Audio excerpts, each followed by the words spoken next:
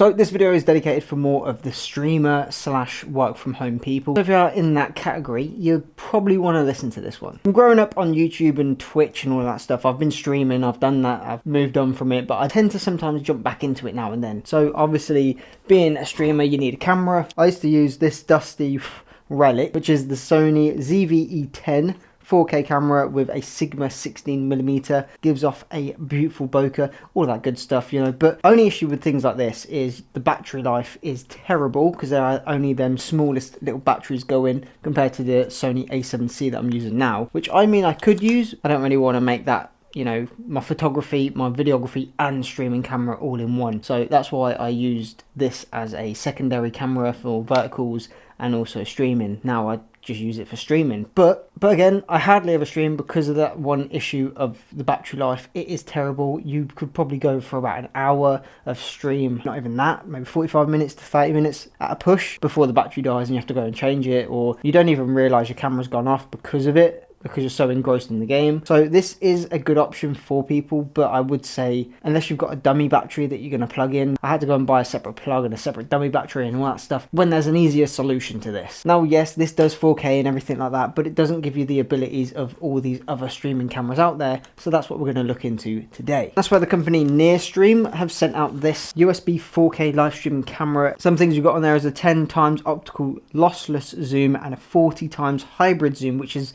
ridiculously crazy if you really want to get a close-up sort of shot on your face. 4K Ultra HD image quality, 8 microphone array, AI noise cancellation, up to 5 meters of clear voice pickup, and RF remote control 360 degrees. So this thing sounds like an absolute beast. So I'm excited to see how this performs compared to using a actual mirrorless camera. So opening up the box, what you get inside is your warranty card, a quick start guide, la user manual, this absolute unit of a remote control. That's got crazy amount of programs on there. Now the cool thing about these is you can actually link up around, I think this says 5 devices on here. So you've got preset 1, preset 2, preset 3. Device 1, device 2, device 3, device 4, device 5, and then you can, you know, control all of them around your studio. If you've got a massive studio, you could literally have 5 of these going, and from one button you can turn the camera off, one button you can mute it. There's loads of features that we're going to go through, so I'm super excited to test that. Next up is the USB cable. Now the cool thing about this one is it's a USB-C to USB-A, but that is an adapter, so it will go to USB-C to USB-C if needed. And then last but not least, the actual unit itself, which is a hefty boy. Oh my god, that's massive. This thing is insane. So on the back here, you've got a USB-C, a HDMI and an RJ45, and then above that you've got your microphone and also a 5 volts 1 amp USB-C. On top is your 8 array of microphones. The front is the massive lens there, and then the indicator light at the bottom there, I believe, which just says if you've muted the mic or the camera's off or whatever. Now I'm not sure what an RJ45 port is. I don't know if that just means that you can directly stream from this camera, so if you've got 5 of these connected into a streaming block or deck or whatever. On the bottom you do have that nice mounting plate, which we are going to actually add and then set it up on the tripod over here. So I'm actually going to take one of these off this device here. Hey, my whiskey,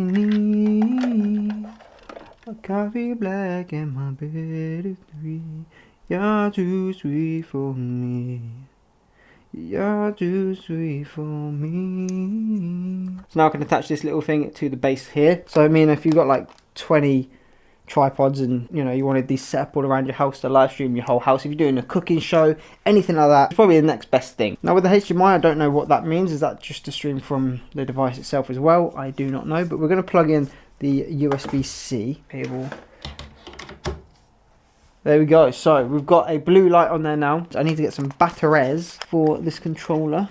So at the minute there is a nice little teal blue light on the front there, but if I mute the microphone, then it goes to red. So yeah, if you had one streamer hub, you could connect up to 5 of these cameras. Okay, so this camera actually does quite a lot. So you can connect a lavalier microphone to that jack, so the mic that I'm using for this now, so I can actually connect it to this webcam itself. So if I'm walking around, people are going to constantly hear me, which is fantastic. I love that, because I'm sick of, you know, if you're playing a game and you've got to stand away from the microphone and you lose connection, or headphones that are Bluetooth, whatever, there's a bit of a delay, where this is nicely remote I can walk around freely and record or live stream, whatever. Again, if you're doing cooking shows on Twitch, things like that, perfect for that. And then, like I said, if you have a little box that you can connect 5 of these up to, you could have them dotted around doing different angles, different zooms, up to 40 times hybrid zoom, which is crazy. There is one thing that I'd like to have seen on this camera, which would have been like a flip switch to drop down like a lens cover, similar to the MX Brio that Logitech brought out. They have a little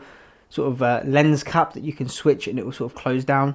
Okay, realised it's not picking it up because I've put it in the wrong USB port. The top one is for an adapter. The bottom one is to connect to your PC. And there we have it.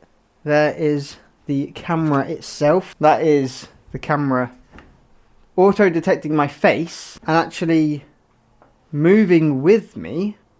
It's a little bit slow when it comes to the movement. If I turn off camera, camera is off, turn camera back on, camera's back on, mute the mic, mutes it, even tells you at the top here, it's got a little bit of focus breathing. I've noticed it's sort of in and out a little bit, not crazy. Now if I click the target button, one click focus, auto framing, that is what the AI is capable of.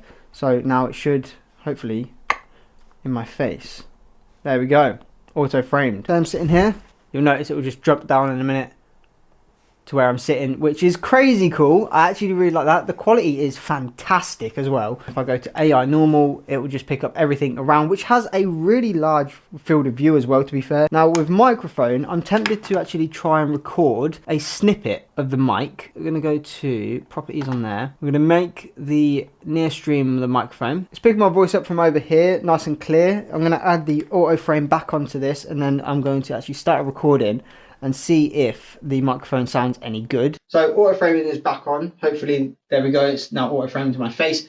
Hopefully the microphones are picking up my voice as well. I'm around a good 2 arms lengths away from the camera. So if I actually step further back, it's still picking up my voice really clearly as well, which is quite amazing. And I'm actually like quite surprised that it's picking me up all the way from over here to be think like, this is how far away I am. But I mean, it's actually done a really good job for the audio at the bottom here that I can see. It looks like it's doing a good job. The only thing that I'm worried about is the auto framing is a little slow. So if you were moving around quite a lot, the auto framing should really pan around with you. But this is just more, if I'm over here, it will take a while and it will then pan to my face just like that. And then if I move over this way, again, it's going to take a while for it to actually figure out I've moved, and then it pans to me again. Now, if I go off of AI and I can zoom in myself, and it's a nice, slow, steady zoom, or you've got your stupidly fast zoom here, if I hold that down. Go crazy. Let's see how zoomed in this thing can get to my t-shirt. Wow.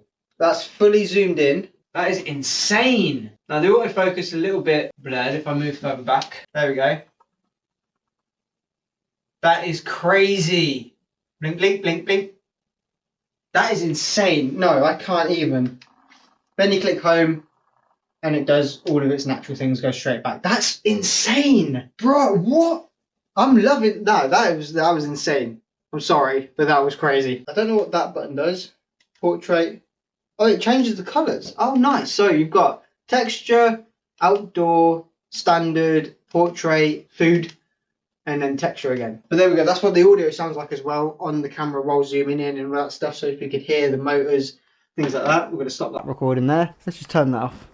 So there you have it. That is the NearStream 4K camera. And I mean, for content creators, for live streamers, like I could actually happily make videos on that camera like similar to this, because the quality was very clear from what I could see on there. I don't know how it's going to translate once the recordings have actually been edited, rendered, because again, quality gets compressed and things like files and stuff. So that's going to be a test as well when I edit that. But the quality itself on the actual stream, if I live streamed with this camera, the auto framing is fantastic. Because sometimes if I've got, you know, my family walking in and out of the room and they don't want to be in the live stream, so having that auto framing feature is a fantastic option, because now it means that I can lock it to my face. They can walk past and it's, you know, it might pick them up. That could be one issue maybe if it's on auto framing.